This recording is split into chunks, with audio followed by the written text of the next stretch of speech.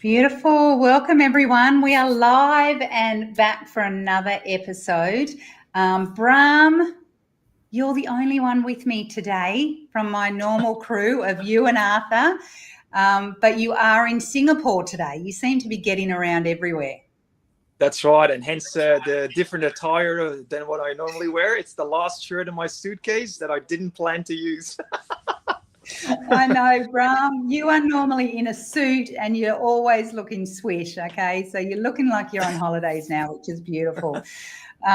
Arthur is in America still, having an absolutely amazing time, and he was hoping to hop on with us today, and I was just speaking to him before, but the internet connection is really poor. So it's Bram and myself today, but we also have a really, really special guest who is Leigh Mackay.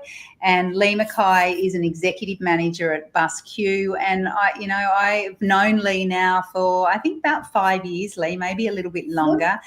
And I wanted you to come on because I don't think I've ever worked with a female leader who has had to show grit and courage and lead with absolute clarity in a male-dominated industry. And you are one executive that continues to get up so many times when there's many that wouldn't have.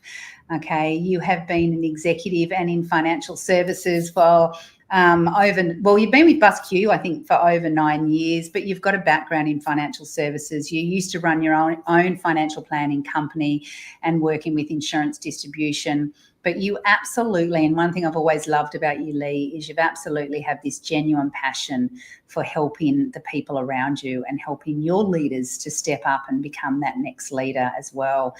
And you're currently studying your MBA.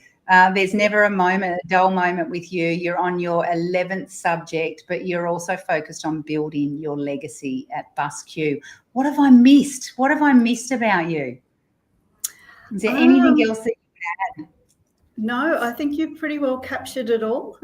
Yeah, absolutely. And nice to meet everyone out there. And it's an absolute pleasure to be a guest today. Oh, I'm looking forward to it. And I want to ask one question because one question that I think shows your true leadership legacy, and that is, how do you personally lift up other women? What are some of the things that you do to show other women that you're there to support their growth and their legacy? Yeah, thanks, Kylie. I suppose just a couple of things around me. So for me, I left school at 15. I had a year 10 education. I came from a very working class background, and my parents were extremely hard workers. They were sheep farmers, so they had a lot of resilience in terms of dealing with droughts. And I guess as a child, I learnt to be very resourceful. We didn't have a lot, but we made the best of it with what we've had. So now I'm sort of had a few trips around the sun, and I carry a lifetime of stories and experiences, and I guess it shaped the person that I am. So working within financial services, I'm deeply passionate about the financial security and also the power of choice, because I believe that choice gives dignity. And if people have the opportunity to make a decision and have a choice, I think that is extremely powerful, and particularly in women. So being in a superannuation fund that 90% of our members are men, and also within the construction industry as well, it is very male dominated. And you can see even in the 9 years that I've been with BUSSQ, there has been an increase in women engineers and tradies and so forth. So you can see that. So but for me to have the opportunity to connect with the both men and women within the industry, to enable advocacy, to enable understanding and enable education is really important.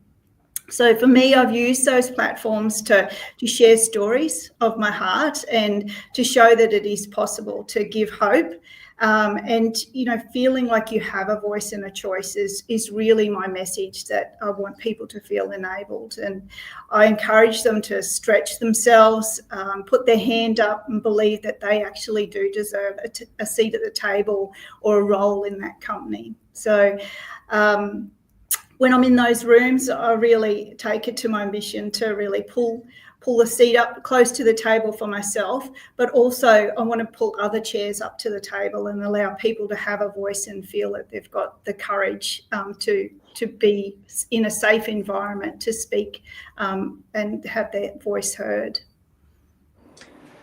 Kylie, would you permit a question here for a moment? Absolutely, go for it.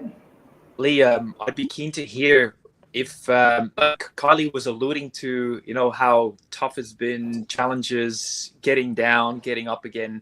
I'd just like to understand a little bit more, like, what does that look like in the industry that you're in the industry that you're in? Like, what sort of challenges would you say that women might face in a very male-dominated environment? So let's just specify, because I think we don't want to take it for granted. Yeah. Thanks, Bram. I think it's about acceptance and change, because we've got we've still got quite a predominantly older workforce in the construction industry. So what's acceptable, what's allowable for men to have, an opinion that women can do the same work and to the same standard, and feel that they can actually work beside a person rather than someone being a leader and that they're stepping in behind, or feeling that they're a lesser being. And I think the stories that I've had people share as people bring their own stories to the table as well, because as mothers and partners, we have families, and I think it's great to see that as generations move forward, the whole family nucleus is more shared evenly. So I believe that we're overcoming those things, but it is still very a stereotyped thought process in some older generations, where the younger generations are more sort of equal and acceptable of change and what the new norm looks like. Okay, got it. Thank you. For me, I think that's courage, isn't it? Courage to be able to stand up and to voice your opinion, to have a voice at the table, to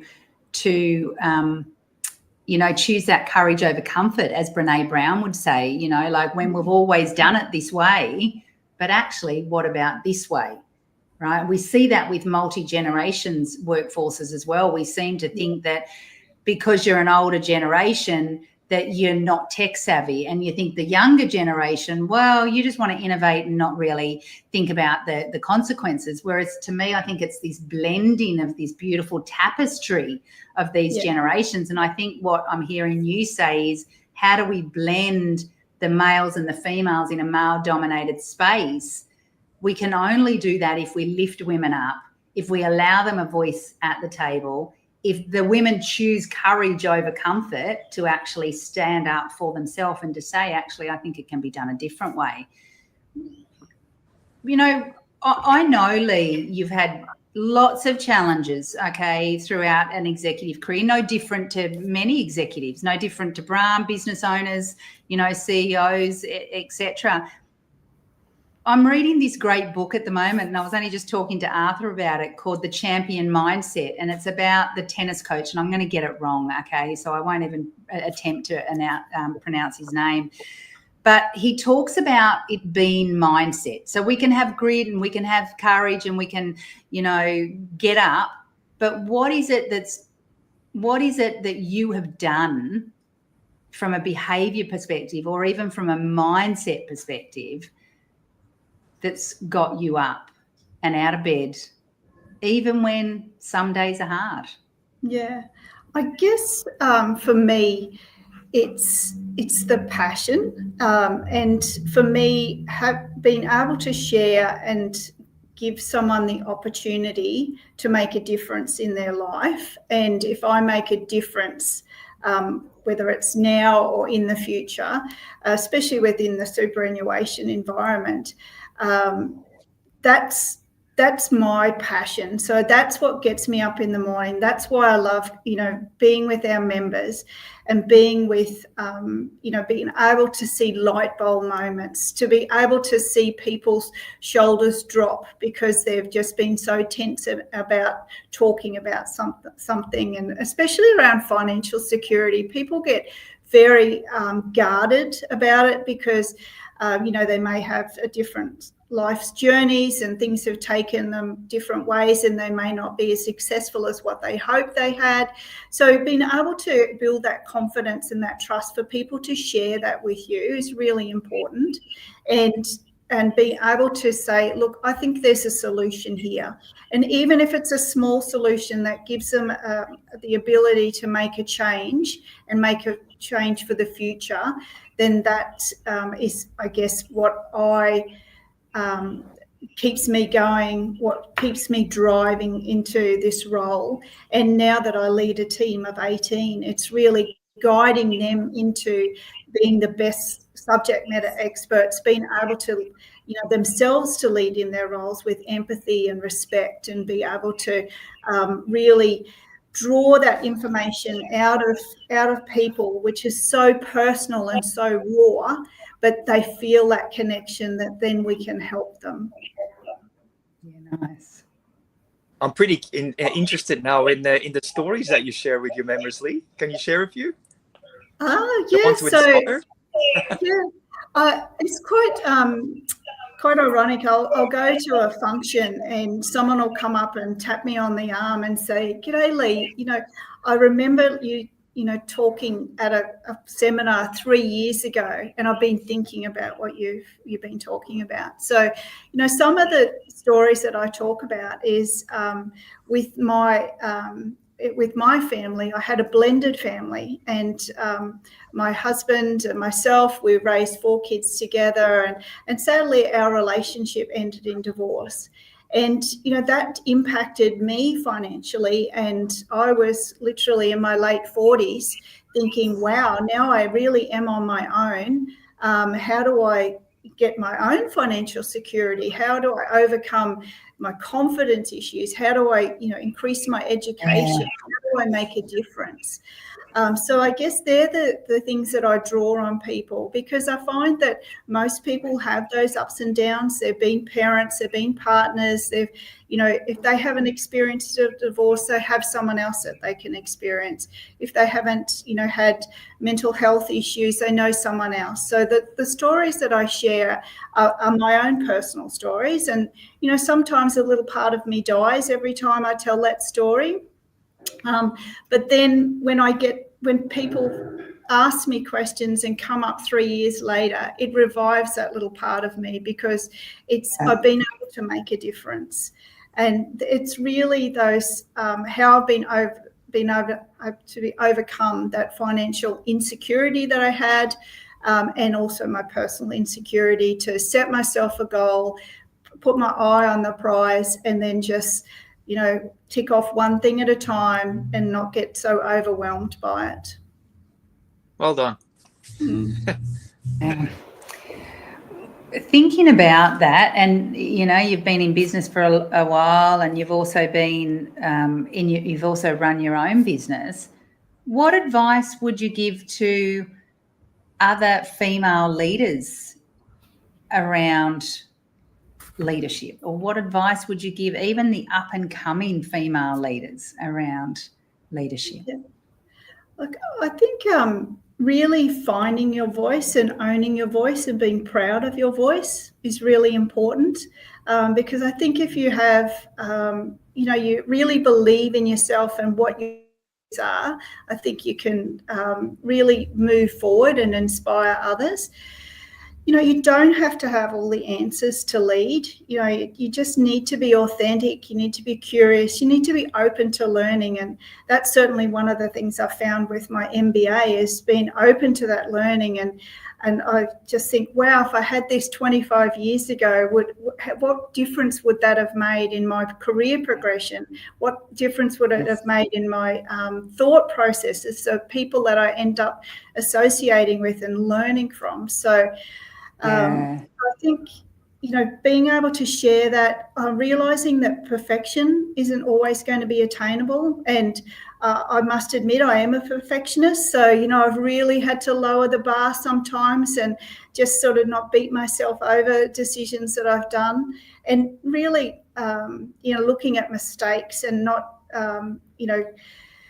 looking at them as opportunities to learn. And so, being kind to yourself, being sometimes a little bit pushy, and not being afraid to ask for a table, a chair at the table.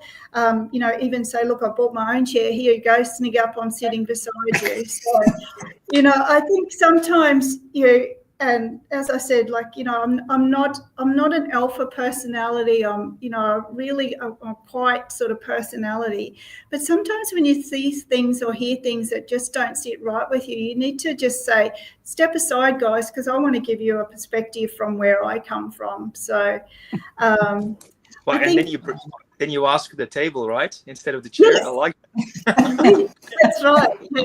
That's right. So I think, for younger women stepping into leadership, I think learning is key. Reading, listening, putting yourself in that discomfort zone, stretching yourself are really key things, because we can be all afraid of taking on a challenge. But, if you lean in, you just say, I'm going to back myself on this. And I think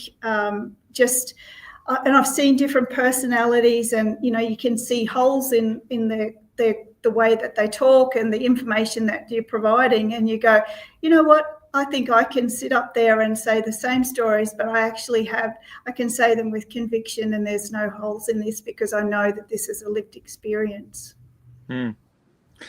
Hey, we're obviously talking about women, but men are pretty much the same in the following. I sometimes hear that people lack, to some extent or to some stage in life, a degree of self-reliance and self-confidence. So self-esteem is sometimes tricky and holds people back, especially when other people present themselves more as an alpha. Then it's easy to feel intimidated and kind of step back.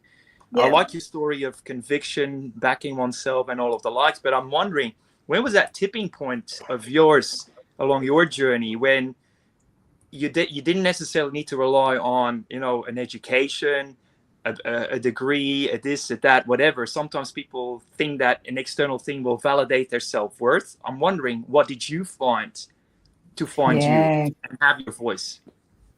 I guess when my marriage broke down, I was feeling very vulnerable, and I knew my husband was very much an alpha personality. He was gregarious, and it was funny, and we were a great couple, and we were very successful in business because of our different personalities. And I guess when our marriage broke down, I felt, okay, this is my defining moment, that I have, my children had started to get off my hands, and it was like, okay, I need to find myself.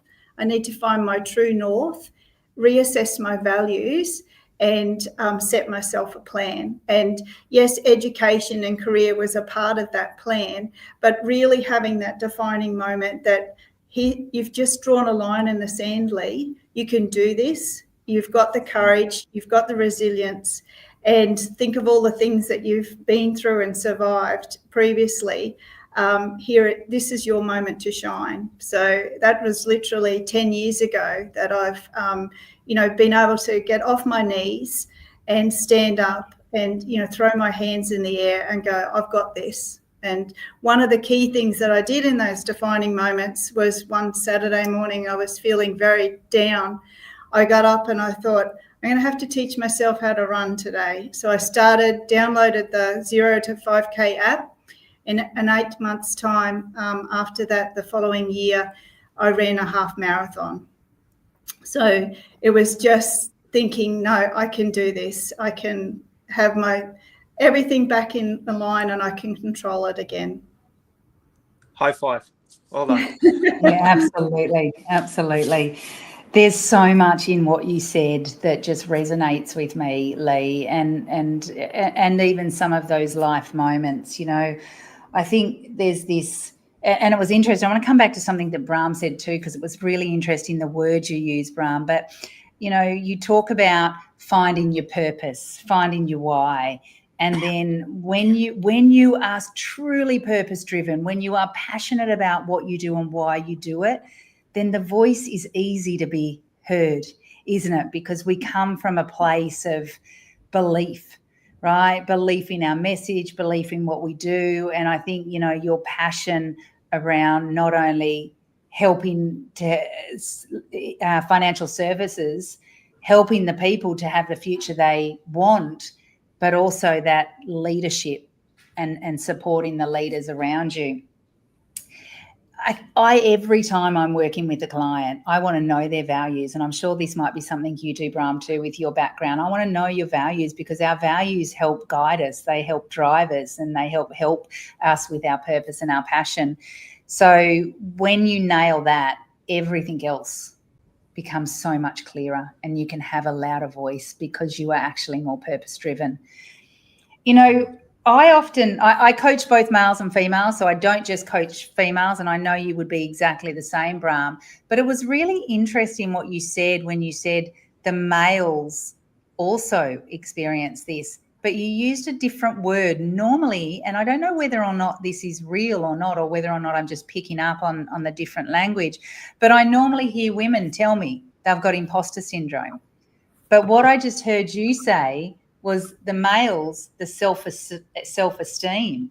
So do you liken that to the same thing, Bram? Do you liken that to self-esteem, imposter syndrome being the same thing and just maybe a different language between males and females? I hear both of the genders talk about the same stuff in different contexts, or same equally. So it's very similar, I'd say. Yeah. I've never heard it from a male go, I feel like I don't have that self-esteem. But it was interesting, and I just picked up on that language. And the other thing, Leigh, that I want to take out, and I know we're close to time, is the power of learning. Okay, so the power of continuously, leadership is not a destination, is it? Okay, no. It's a journey. And we're leading people, and there's no one person, two people the same. So we've got to continuous on that learning journey. And I think that becomes a mindset for us too, is we want to learn, we want to grow, we want to keep on going forward. And that's one thing with you, right? You're busy and you're still doing your MBA on top of it. Yeah. Before I finish on the final question, Bram, is there any other questions that you have for Leigh? I'm comfortable, Kylie. Thank you. It was great, Leigh. Excellent. Yeah. Excellent. Leigh, we ask all of our guests, what is the one piece of advice that you would give other leaders or business owners or entrepreneurs of what they need to do to make an impact in this world? I think it's going back to not being afraid to be a leader. So whether you're leading a team or not, know what your values are, lead with integrity and courage and a deep sense of purpose. I think that having all of those things and just sticking to always reflecting what they are, and so that you know what your true north is, and so every day you get up and you know what you need to do. And yes, there's going to be things that are distracting, but I think believing that you're probably more capable than what you think you are, it's really reshape the place around you. You don't have to fit into that. You know, be bold and be courageous to sort of bump a little bit beside and say, I think there's enough room here for me to squeeze in. And then just keep on showing up. Keep on, you know, as you said earlier, like if you fall down, you get up. What did I learn from it? Dust yourself off and get up there again with a smile on your face, because you know what your purpose is, and you know what your passion is, and you live that by that each day. And if a chair isn't big enough, ask for the table. I think that's correct. That's it. Yeah. Dance on the table. Absolutely. Failure is just feedback, isn't it? Right? It just provides us with that opportunity to learn and to grow from it. I think, you know, people that have been in the game long enough know that, you know, in order to be successful, it's not this beautiful straight line. There's always some mistakes and detours along the way. Yeah. Leigh, there's 3 points that you just ended with that I just want to repeat for the audience, because I just think they're so critical, not only for female leaders, as you said, Bram, okay, but all leaders, up and coming leaders, emerging leaders, leaders that might actually be suffering imposter syndrome or even self-esteem issues, is lead with integrity, have courage, choose courage over comfort, Brene Brown, and have that deep sense of purpose. Okay. And finally, make sure you skimmy in and you get a seat at the table, because you deserve it. Absolutely. Absolutely. Yes. Thank you so much, Leigh, for joining us today. Sorry, Bram. No, all good. Over here, they often touch the heart and then they say thank you that way. So I'll do it that way. Lovely. Yeah, beautiful. Thank you both for having me on today. It's been an absolute pleasure to be able to share a little bit of myself and a few insights into leadership and my journey. Thank you. Oh, thank you, Leigh. Lots of gold nuggets in here today, and I can't wait to share it. Thanks again for joining us, and I look forward to talking to you soon. Okay. Thanks, guys. Bye. See you later. Bye.